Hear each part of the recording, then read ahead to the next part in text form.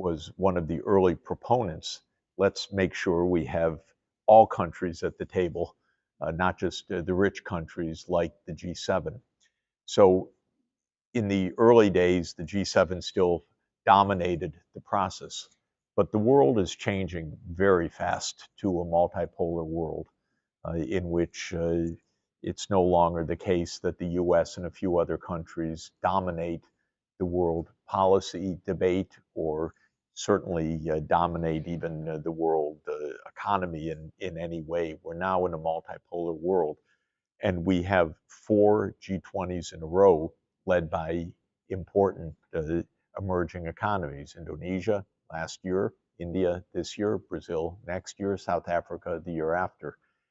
We need these G20s, and I think India's will be especially important, to make the institutional breakthroughs in the global financial architecture and the global governance architecture to turn this changing reality into a changing way of global shared responsibilities. So I'm here because of how important it is that India is president of the G20 and proposing exactly this rebalancing of the international governance system.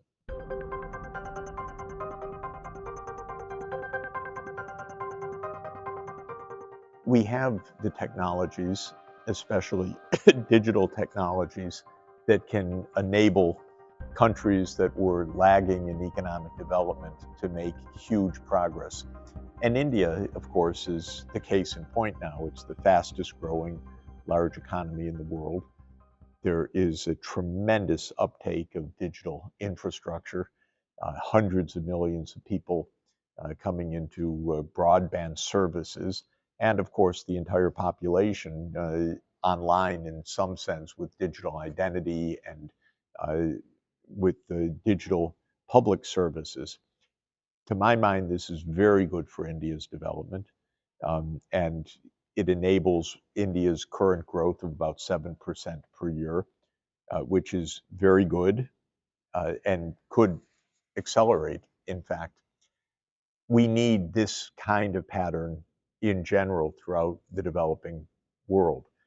Africa is a good case in point. It's about the same population as India, but it's divided into 55 countries rather than one country. That's because there were many colonial powers in Africa. They carved up the continent, and therefore when independence came, it was dozens of independent countries, all of which were too small to achieve development at scale. Finally, the African Union is really creating a union. And one point that I've made is first that the African Union should become the 21st member of the G20 as a permanent member. Second, what India is learning about deploying large-scale digital on a very rapid basis, I think can be a roadmap for Africa as well, and also for strong India-Africa diplomacy and trade.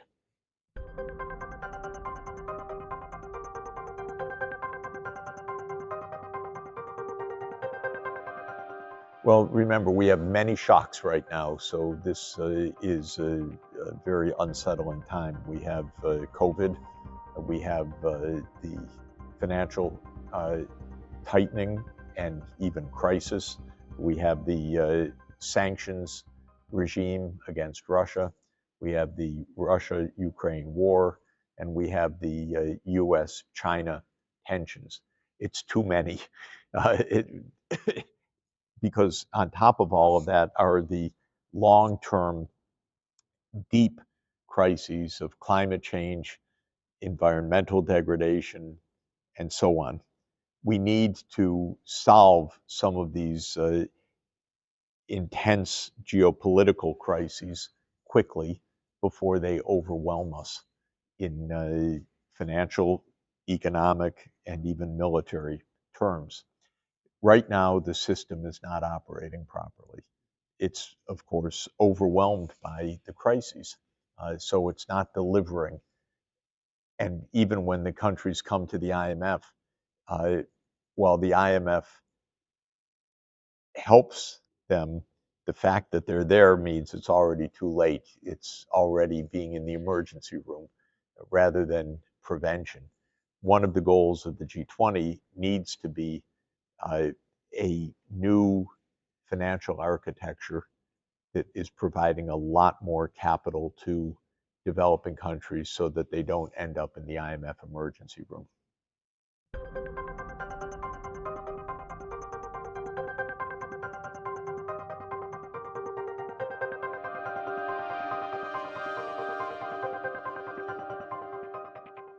India is achieving huge progress. What we didn't know in 1998 was how the digital revolution would support that whole agenda.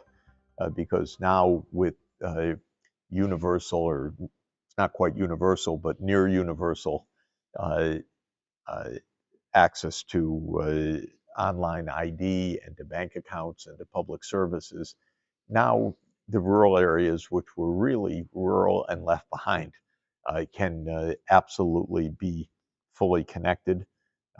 India is in the process of making significant strides in using digital for healthcare, for education, of course, for payments, for finance, for public services. Um, there's a lot of innovation taking place, not only in Indian business operations, but in science and technology across the country. So I have to feel quite good about the optimism uh, from 25 years ago, and think that India is realizing this potential.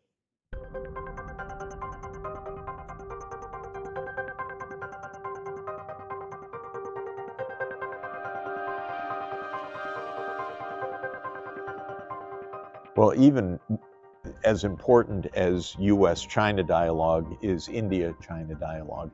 Uh, India and China have uh, both a lot to work out, but also incredible gains through cooperation, if cooperation is achieved.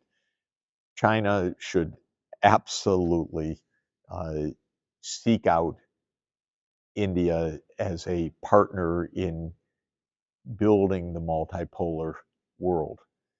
India and China went through a similar history, of course. Looking back in 1800, both were major economies, not only major civilizations.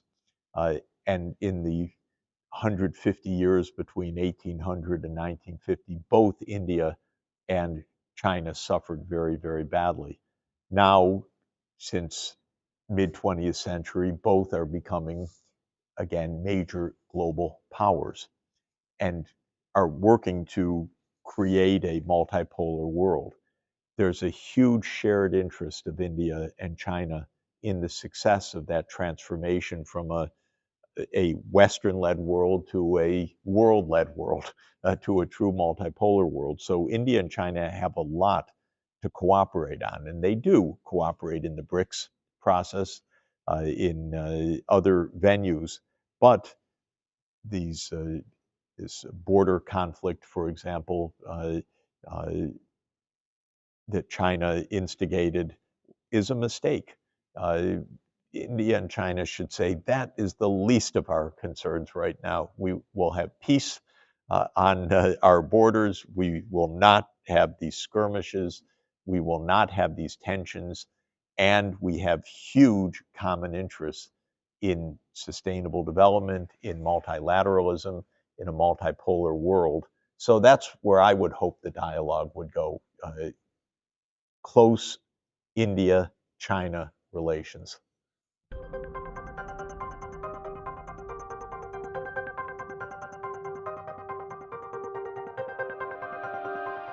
I have argued that this war resulted in part from the idea that NATO would enlarge to Russia's border. And I thought that proposal was a terrible mistake when it first was made in 2008. And the US and Europe have continued to push that idea, even after President Putin said that is a red line for us. We will not and cannot accept NATO on our Ukraine border, so you have to stop. And I think that Russia is correct about that. Prudence would say, don't keep pushing this issue. It will create a wider war. I think that point of view is widely understood outside of the Western world. Uh, India, China, Brazil, South Africa are all saying this war should end through negotiation. This war should respect Russia's security interests as well as Ukraine's security interests. This, to my mind, is absolutely the way to end this war.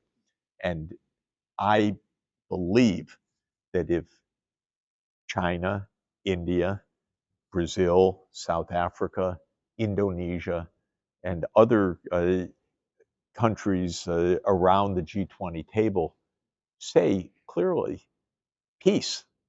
We need peace. We need a negotiated end. That message can be heard.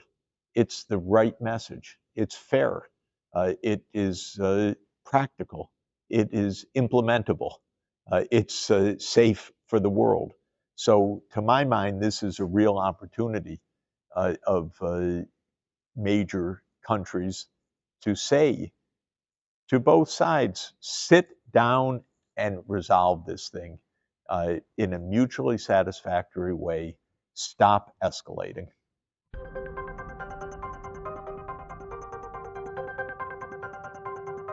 It's not the popular position in the United States.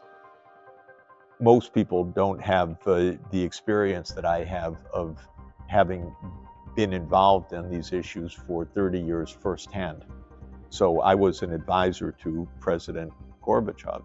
I was an advisor to President Yeltsin. I was an advisor to President Kuchma of Ukraine. I was an advisor to President Yushchenko of Ukraine. I've been involved in this all along. I want all sides of this to succeed. I don't want enemies of one side or another. I really don't like the idea of banishing Russia. My whole idea of as an advisor more than 30 years ago was help Russia to become a normal, cooperative partner in development. That was Gorbachev's idea, and I was quite inspired by that then, and I still think it's the right idea. So I say these things, then people push back, no, that's not true. But the fact of the matter is, I've seen it with my own eyes. Others may read what they do in the US press, but I have the firsthand experience.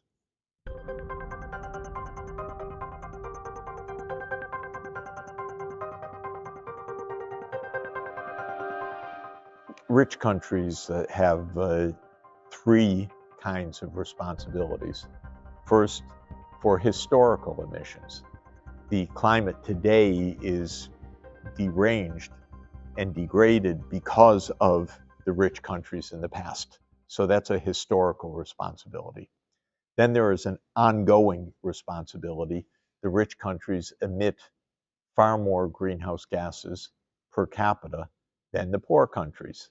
This is a current issue, and the United States is still emitting 15 tons of carbon dioxide per person. And in India, it's below 2 tons per capita, if I remember the most recent data correctly. And so this is a huge, huge gap. And that's a general truth that the rich countries still are the major emitters. But even within the rich, there's a difference of Europe and the United States. The US is really a heavy emitter. So that's the second responsibility. The third responsibility is financial, and that is that the current economic system favors the rich over the poor. The rich pay low interest costs when they borrow. The poor pay sky-high usury costs. And the rich have a responsibility to rectify the situation so that finance works for everybody. That's what the G20 central mission should be. So in this sense, if you ask, are the rich doing enough? Not by a very long distance. They're not respecting their historical responsibility, they're not respecting their current responsibility, and they're not solving the financial crisis. All of those should be part of a solution.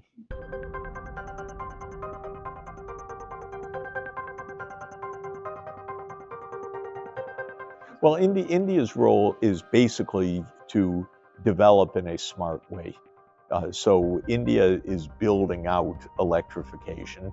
There's a lot more to come. India is going to need a lot more power in the future, but it should be clean power. By the way, that's vital for India for even the most direct reason that the air pollution in this country, especially in the north, is so bad that even if it weren't climate, the need to clean up the pollution is extremely urgent. So that's one reason. Second, of course, this country gets very hot in the springtime, and we're seeing temperatures of 50 degrees C being reached. We're seeing mega heat waves. We're seeing drought conditions. India is really threatened by global forces. And so India absolutely needs to be in the forefront of saying to all of the countries, you have to do this together. We will do this together with you. India has proposed a massive transformation of the Indian economy, but it has also said, where's the finance? Why are we paying 7 or 8% interest rates, whereas the US and Europe, are paying 2 or 3% interest rates? Come on. We will do our part, but we need a system that works. So these are the issues at the center of the G20 agenda.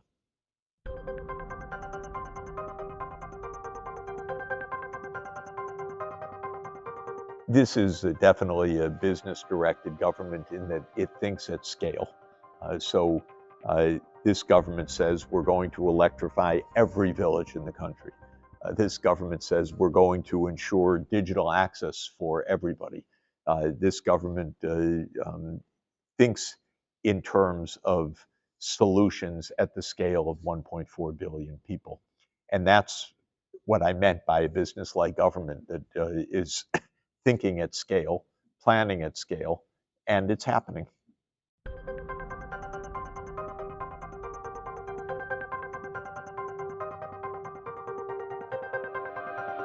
We're closer to that today than in 2005 in that China, a country the same size as India's population, 1.4 billion, went from pervasive extreme poverty to ending poverty. So China did that.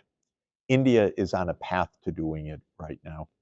Africa lags behind by quite a distance and needs to leapfrog now.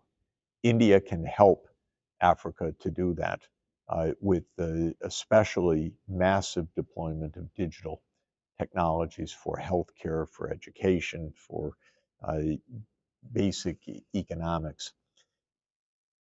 We're in worse situation than in 2005 on the environment because we've had 18 years of much too little action. So the environmental crisis is a much deeper crisis now than even 2 decades ago. Why didn't we end poverty by 2025? Because the effort was not made. The certain processes worked in the right direction, certain countries worked in the right direction, but in the United States, we were absolutely distracted by too many wars, too much geopolitics, not enough practical attention to solutions. And at the global level, we really left behind some of the poorest people in the world. So what could have been done wasn't done. On the other hand, the goal of ending extreme poverty now is not just in my book in 2005, it was taken up by the whole world in 2015. It's SDG number 1, the first sustainable development goal, end extreme poverty. So at least we have it on the global agenda. Clearly, we even have a timeline, 2030. It's not going to be achieved by 2030, unfortunately, again, because we don't have the implementation organized properly. But I'm here today to make exactly that point to the Sherpas, that if you get organized, properly finance these strategies, then we can achieve the goals that we've set.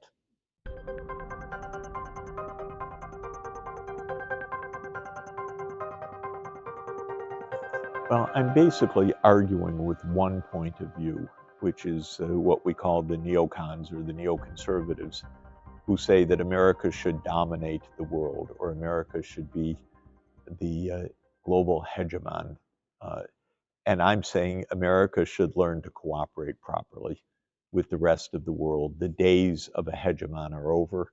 The days of the US-led world are over. They don't know that yet, but that's the reality.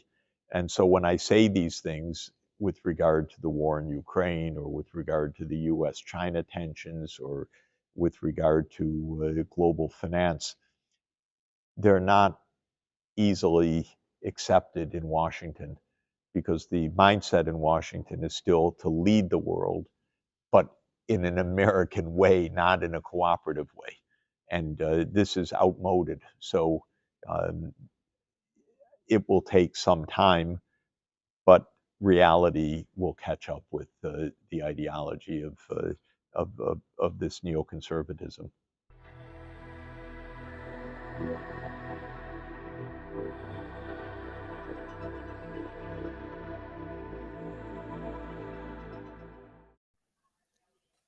Okay, we are live.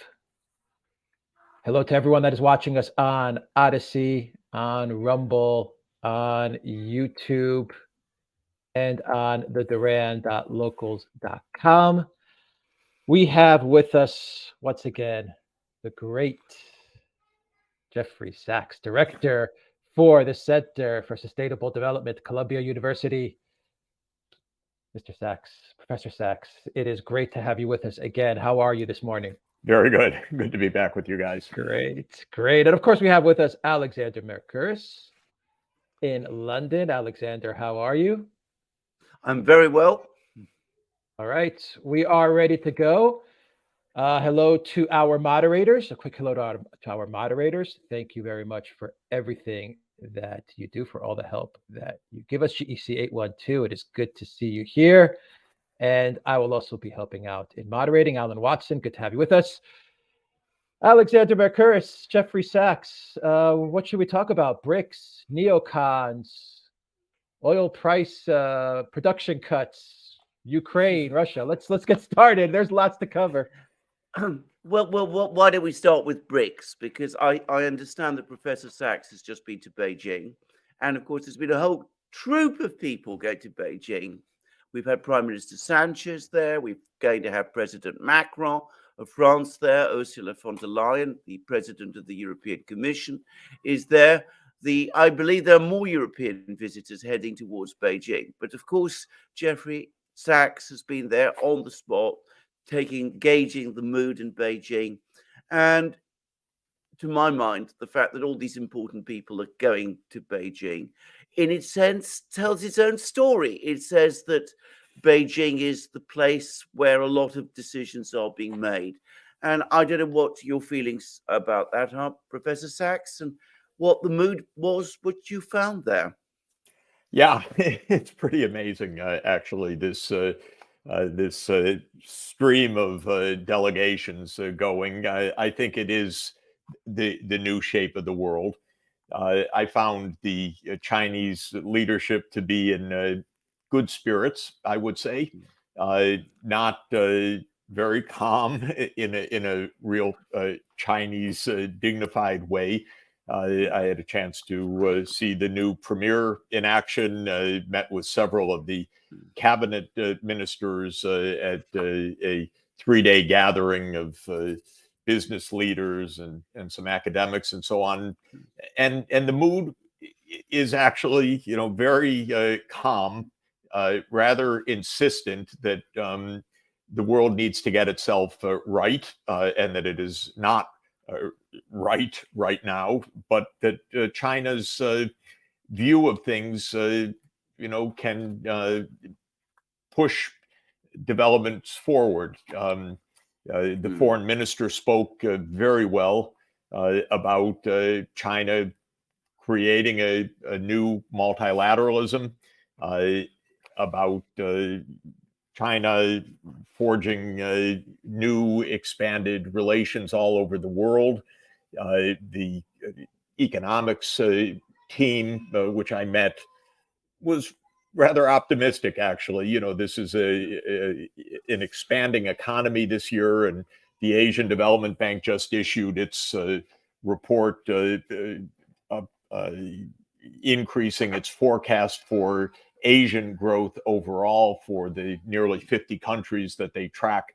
So Asia looks very different from our view, from the North Atlantic region, which is in crisis, unpopular leaders everywhere, a lot of economic turmoil, a banking crisis, geopolitical crisis.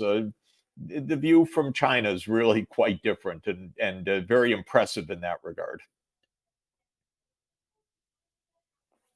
I think you're on mute, Alexander. Oh, I am. There you indeed. go. So, Yes. Since you met the economics team, I was just going to say, ask this question, because one of the things you read a lot here, in the British media at least, is that there's been a sort of regression in Chinese economic policy, that they're taking a much more interventionist line, that they're going back on some of the reforms that they carried out. Do you get any of that impression at all? I mean, I haven't seen myself any sign of this from afar, but that is what people are saying. I mean, there's a change of direction.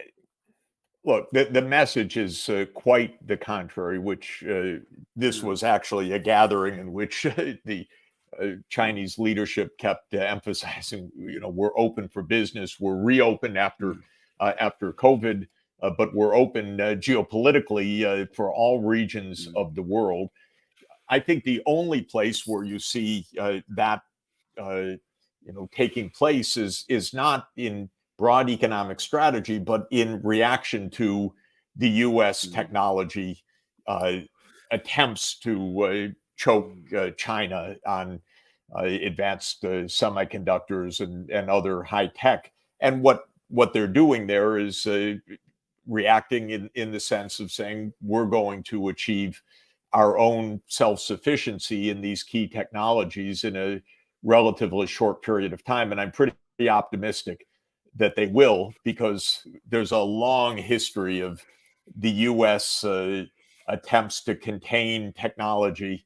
Technology doesn't stay contained the way that the U.S. wants. You can go back to, actually the atomic bomb, where the U.S. said, we'll have a monopoly on this for 30 years. And it turned out to be 3 years. And this is how technology is. There are a lot of smart people. China's mass producing engineers of the top rank as well. But that's the only place where I would say, you have this kind of reaction. Otherwise, China's expanding the Belt and Road Initiative. It's absolutely expanding its economic relations with the Middle East, we know, with Latin America. And my feeling is one of the most pivotal things for us to watch is China-India relations. And I think that those are going to improve markedly, actually, in the coming months and years. And that may be the most important bilateral relationship, actually, in the world. The two giant countries, India's growing quite rapidly now on the basis of digitalization. And if the two, which I think they have every reason to, say, we're basically in the same position trying to create a space in a multipolar world, that will be a very big deal. And I got the sense both in China and in India that there's pretty deep recognition of that reality. Because it's, I think, fair to say that there have been periods. There was a period just after India gained independence and China, the Communist Party came to power in China, when there was in the 50s, when India and China were on very good terms, and actually were working together very effectively on international affairs. So this would, in a sense, be a reversion to this. Is this going to happen because it's rather positive that they feel that they need to do this because it's in their joint interests, or is it a negative because they feel that there are pressures on them that they need to resist, and that means coming to terms with each other? I think it's because it's absolutely natural that there should be cooperation.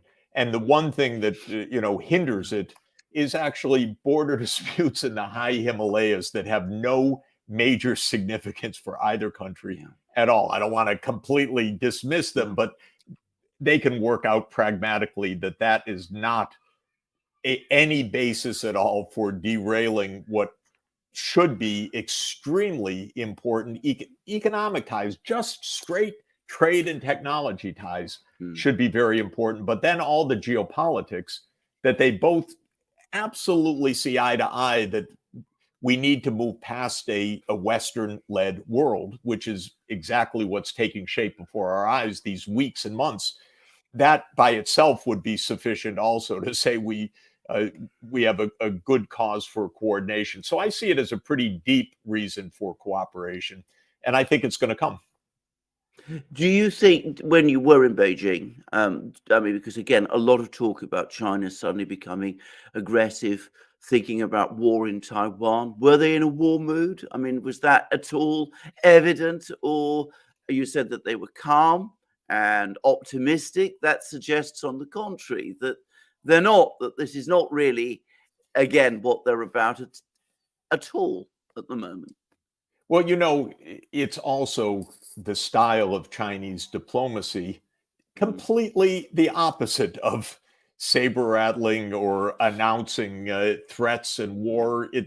Every word that we heard from every cabinet member, Politburo member, the premier, was about peace, multilateralism, cooperation, the need for sustainable development, the openness for business. It was a charm offensive to begin with, but that's also telling. It was not that we're in deep crisis, we're about to go to war, we're mobilizing, no one should threaten us. They may say that in other venues, but that is certainly not the style or the feel of the diplomacy. The feel of the diplomacy is, let's reduce tensions. There's no reason for them. We have business to do. We have challenges to meet, including common challenges like the energy transition. They really believe that, and for very good reason. And they know they have a lot of internal development issues as well. They're aiming for the next quarter century to make huge advances in quality of life in China.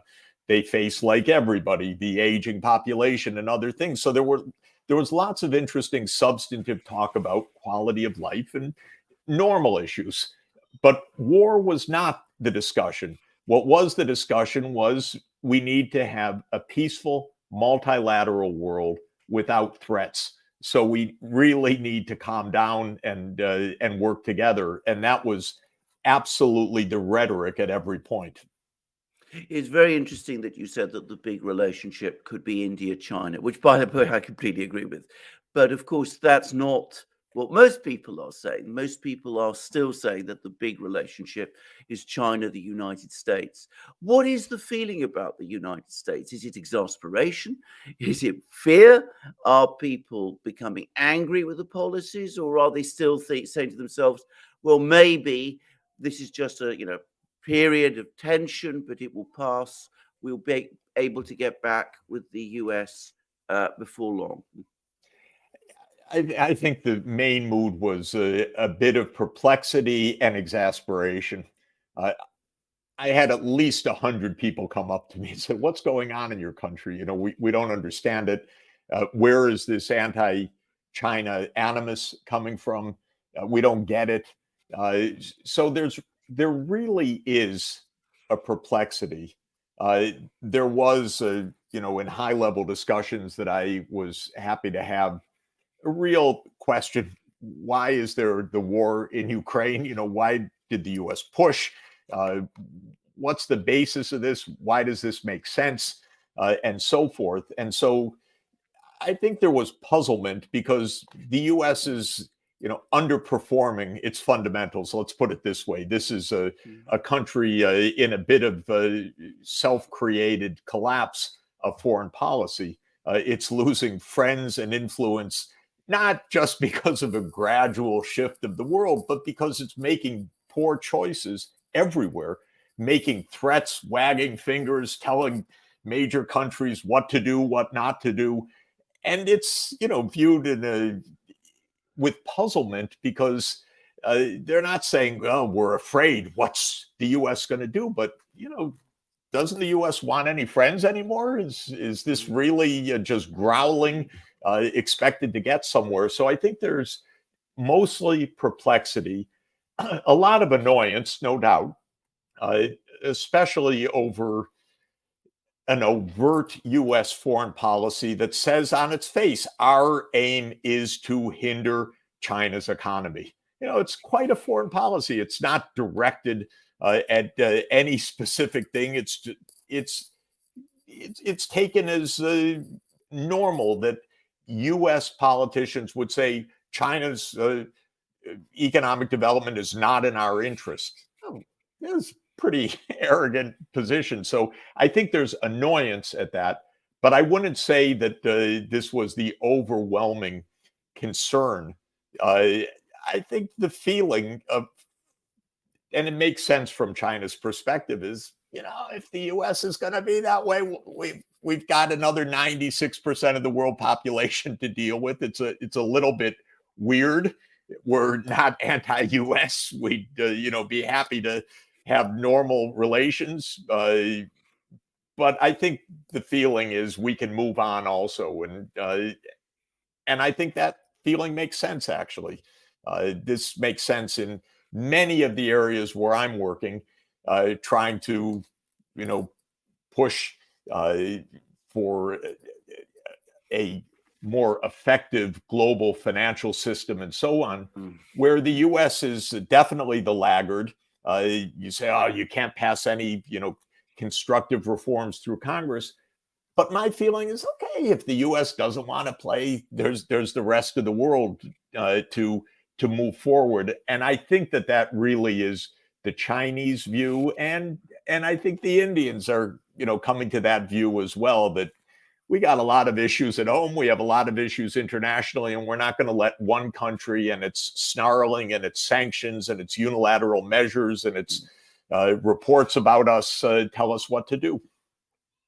Because one of the most interesting things over the last few weeks, months, is the amount of deals that are being done without the United States. I mean, we've had this breakthrough deal between Iran and Saudi Arabia, brokered by China.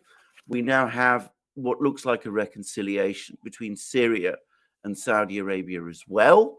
We're having moves, as you correctly, I mean, I'm sure you're right, by the way, about in India and China coming together. We've had Putin meeting Xi Jinping in Moscow. And from what I can understand, that was also mainly about economics, not arms or anything of that kind. Do you think there's any chance, though, because this is the other thing they always talk about, is that China will now step in and try to mediate the Ukraine war, that this is the next move that the Chinese are planning on? Again, I have to say, I don't actually personally see much sign of this, but what sense about that did you get in Beijing, maybe? You know, I think the Chinese view is on the war is very clear, which is this war is not good for the world. It's first of all not good for Ukraine. It should stop. It is a war to a very significant extent about NATO expansion, which China certainly does not support. In fact, it regards as pretty irresponsible of the US. And so I think China's main message from the start, and it was in my discussions as well, China says there are security interests of both Ukraine and Russia that need to be met. That's the key sentence of everything that China has said and everything that China's put on the table. And I agree with it 100%. To my mind, it means the core of ending this war is President Biden saying NATO will not enlarge anymore, basically, and it will not enlarge to Ukraine and to Georgia. That was the fundamental cause of all of this going back 20 years, in my view. And I think it's China's understanding of this as well, and why China absolutely will support Russia in that basic point. Russia has real security interests in not having NATO surrounded in the Black Sea region, not have it in Ukraine and Georgia. It's been my feeling for 30 years, that basic idea. And I think China understands that very well. So that's the sense in which I think China is very constructive in this. There will be others, and I was going to be in China at the same time that President Lula was to arrive, but he postponed his trip because he was ill, and he's coming in mid-April. But Lula actually aims to, and I think can, play a meaningful role in pushing the US and Russia to real negotiation over these critical issues. And the relations of China and Brazil will be very, very strong. So I think China's role is real in this. I don't think it's going to be orchestrating a full public diplomacy, but I think it will be playing an important role quietly as it does to say, look, the basis for this war to end starts with the US and Russia, and it starts with NATO dropping what has been the neocon project for 30 years now, which is the relentless expansion of the US military alliance. And I actually believe that's the basis for ending this war at the negotiating table. So I think China will play a very important, quiet role in that regard. But, you know, of all of the things that have happened, and as you mentioned, I think the rapprochement of Saudi Arabia and Iran is both remarkable. It is a great diplomatic achievement also of China, but it's also the way of the world, in my view, which is that if neighbors actually get along with each other, this world could actually solve a lot of problems, and neighbors can cooperate on many very practical economic things. And that, to my mind, is what's taking shape. And what we ought to watch is, the neighbors, India and China, but also the neighbors, China, Japan, and Korea, because that's another one that's going to change. Right now, the U.S. alignment is Japan and Korea have to be, rabidly anti-Chinese. But watch that screen. That's going to change also in the next couple of years. A lot of Koreans are saying to me how incredibly unhappy they are with the hard line that the U.S. is pushing Korea to take vis-a-vis China. And I think that that's the next one that's actually going to start to change. And once Northeast Asia is not this U.S.-China divide, that's going to be another tremendous step in this new multipolar world. And I think it's going to happen. I visited Korea about 20 years ago, South Korea, I should make it clear. And I was struck even then by how close, the influence of China was with Korea, how well these two countries know each other already, millennial history. And to think that you can just sort of manipulate the relationship between these two countries to keep it's them crazy because I crazy. go to the three countries all the time, know the leaders in all three. If they would get together, my God, the powerhouse of China, Japan, and Korea, technologically, economically, financially, unbelievable. It's so good, it's going to happen, actually.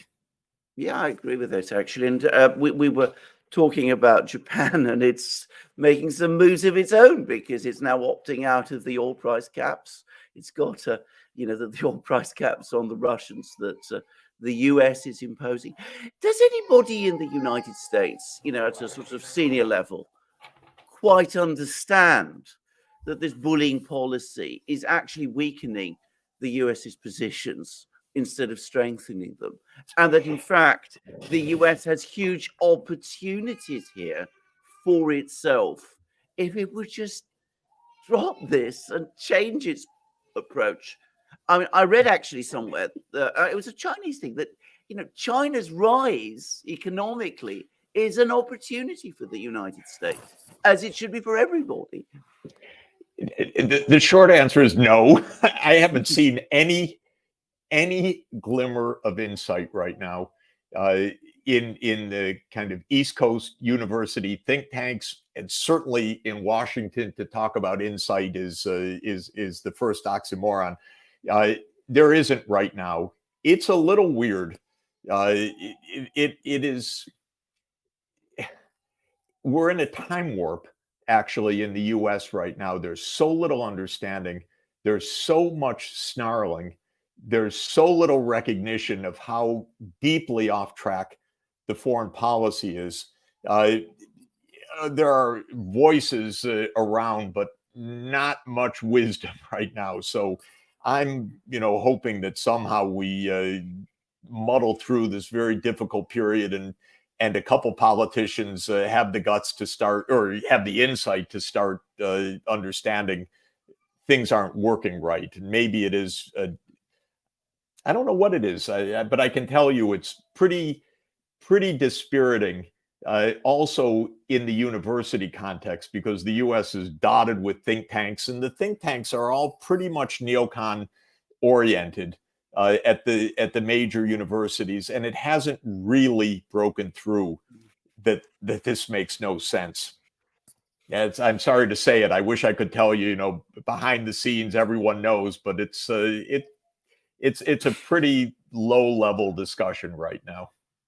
Because the other thing is, I also read some of the reports that come from these think tanks, and two things come through to me always these very complicated geopolitical chess games, which I always find fantastic in themselves, Yes.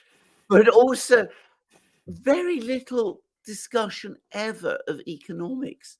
When they talk about these chess games, the assumption is, yes, we can do all of these things, but very little understanding, that economics is ultimately what determines everything, and what also places limits on what you can do. It's as if these chess games are played in some kind of isolation. There's a huge naivete and maybe a kind of underlying racism, though it's not quite the right term. It's a little sharp, but there is a deep feeling that whatever China did, it must have cheated to do it. And that's almost taken for granted. It's the weirdest thing. I've been traveling to China for 40 years now. A lot of Chinese students, a lot of supervised dissertations and research projects and so on. And I've watched the hard work, the intelligent planning, the incredible foresight that China has shown for 40 years in this economic success. And yet the line, it's all dismissed. And it's dismissed by, even the academics. And so this is part of the self-aggrandizing fallacy that prevents the clear thinking. Well, all we have to do is turn off this switch or stop them from cheating on this, and then the game is up for them. And that's why you see all these naive moves of, we'll put on a sanction here, we'll stop them from getting semiconductors here, we'll squeeze Huawei here. And it's unbelievably naive, but it's the similar motivation to the sanctions against Russia or the sanctions against Venezuela, which is it starts with a kind of arrogance that we're the only ones that know how to do anything. So all we have to do is flip a switch and the others just collapse. And they forget there's actually real people, smart people all over the place that know how to do a lot of things, and that technology flows, technology is shared, technology moves in all different directions. And this is the biggest single misunderstanding of the US scene right now, is the sense we're still in charge because we're the ones that know how to do things. And we see every day it's all bollocksed up. I have to say very briefly that if you go to late imperial Britain, it was not exactly the same. The British understood that they were, that they were being overtaken, and they looked for friends. There was even a famous speech by Joseph Chamberlain, that we're the weary atlas, we can't carry the burden of the globe anymore. He was the colonial secretary at the time. There doesn't seem to be anyone like that in the United States with his kind of power at the moment, and one wonders why that is.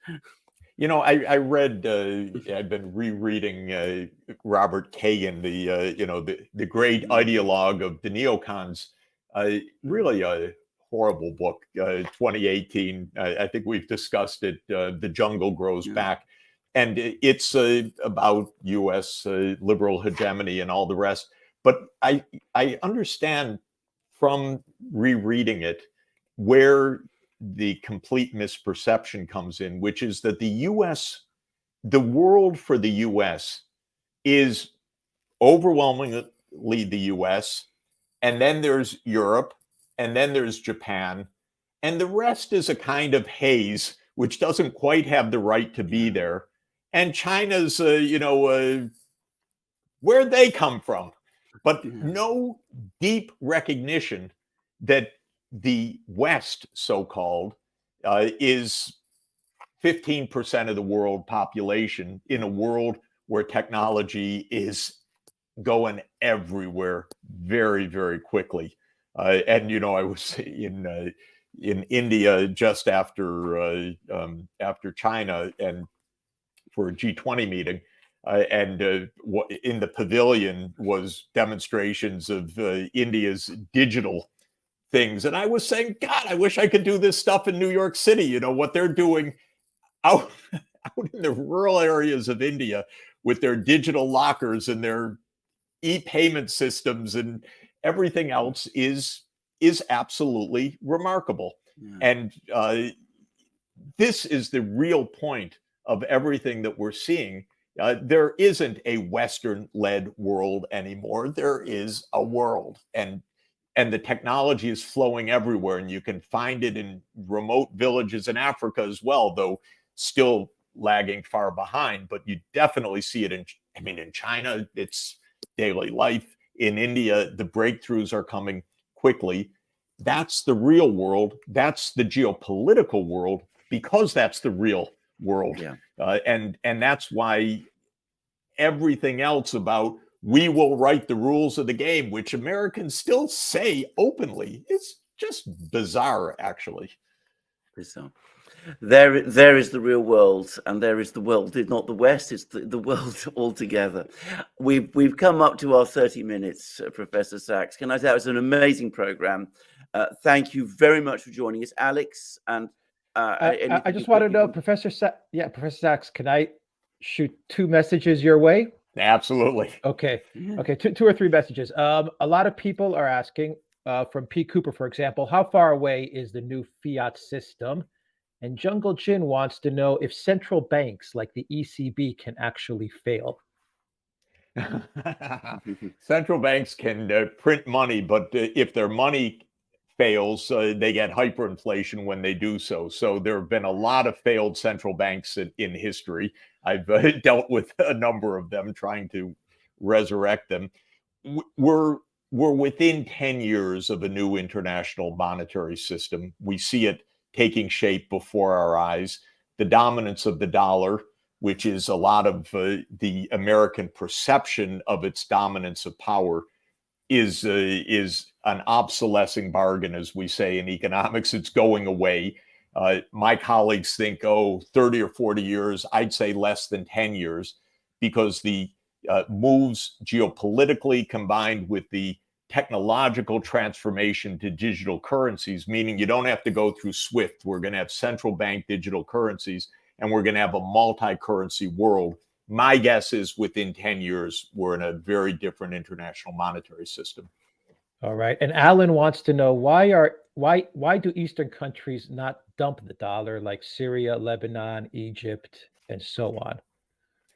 They're going to. This is happening before our eyes, actually. There's more and more bilateral settlements in rupees, in rubles, in renminbi. It's happening very fast. Again, there are established systems and so on. But if it's a guess, is this closer to 30 or 40 years, or is this closer to 5 to 10 years? I definitely give it the 5 to 10 year period. And like in so many other things, the renminbi is going to be a big part of this story. All right. Fantastic. Professor Jeffrey Sachs, Director, Columbia University, the Center for Sustainable Development. I will have a link to that website in the description box down below, as well as a pinned comment. Thank you very much, Jeffrey Sachs, once again, for your time. It is very appreciated. Thank you, Alexander. Thank you to all our moderators and to everyone who watched us on this live stream. Take care.